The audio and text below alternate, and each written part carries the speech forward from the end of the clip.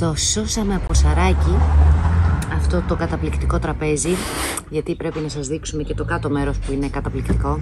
Το επόμενο βήμα ήταν το τριβείο. Μετά γέμισμα με κερί γεμίσματος. Είναι κυρώστοκος αυτό το πράγμα. Δεν το έχω ξανακάνει, θα το δούμε μαζί. Και μετά βερνίκι, κερί κτλ. Με το τριβείο τρίβω την επιφάνεια.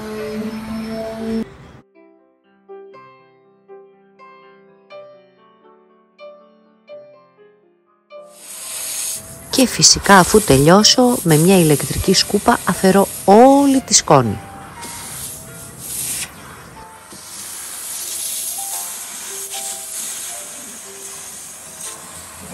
Με ένα πιο ψηλό γυαλόχαρτο λιένω την επιφάνειά μου.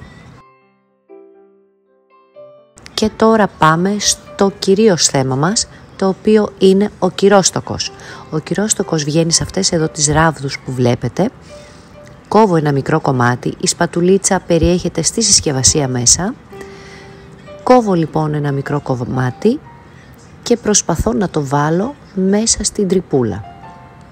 Τι γίνεται, το τραπέζι αυτό είχε προβλήματα με σαράκι. Το έσωσα αφού του έβαλα το φάρμακο που χρειάζεται και τώρα θέλω να κλείσω όλες τις τρυπούλες και επίσης θέλω να κρατήσω το φυσικό του χρώμα.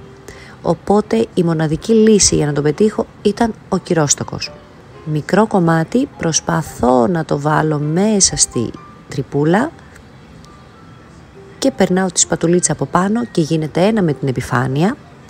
Το καταπληκτικότερο όλων είναι ότι μπορείτε να περάσετε βερνίκι, μπορείτε να το βάψετε, μπορείτε να περάσετε κερί, μπορείτε να κάνετε ό,τι σας αρέσει. Εδώ το άνοιγμα, το ράγισμα του ξύλου ήταν πάρα πολύ μεγάλο, παρόλα αυτά όμως καλύφθηκε μια χαρά. Το προϊόν αυτό μπορείτε να το βρείτε σε εξειδικευμένα καταστήματα. Το δικό μου το πήρα από το Practicare, αλλά δεν ήμουν πολύ ευχαριστημένη γιατί ήταν αρκετά σκληρό σαν υλικό. Θεωρώ ότι της Borma ή της Liberon οι κυρώστοκοι θα είναι πολύ πιο εύκολοι στη χρήση και με πολύ μεγάλη ποικιλία χρωμάτων. Έχω επιλέξει να εφαρμόσω ματ βερνίκι σε 2 στρώσεις. Αφού στεγνώσει πολύ καλά η πρώτη στρώση, εφαρμόζω τη δεύτερη στρώση. Έχει ζωντανέψει ήδη το χρώμα του.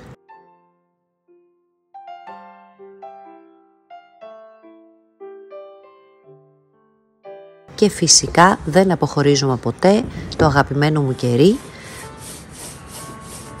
Και τελειώνω με την εφαρμογή του διάφανου κεριού σε όλη την επιφάνεια. Με αυτόν τον τρόπο έχω μια πολύ καλά προστατευμένη ξύλινη επιφάνεια με το αρχικό χρώμα του ξύλου, αυτό που ήθελα δηλαδή. Και αυτό ήταν το βιντεάκι μας για σήμερα. Ελπίζω να σας άρεσε. Γεια σας!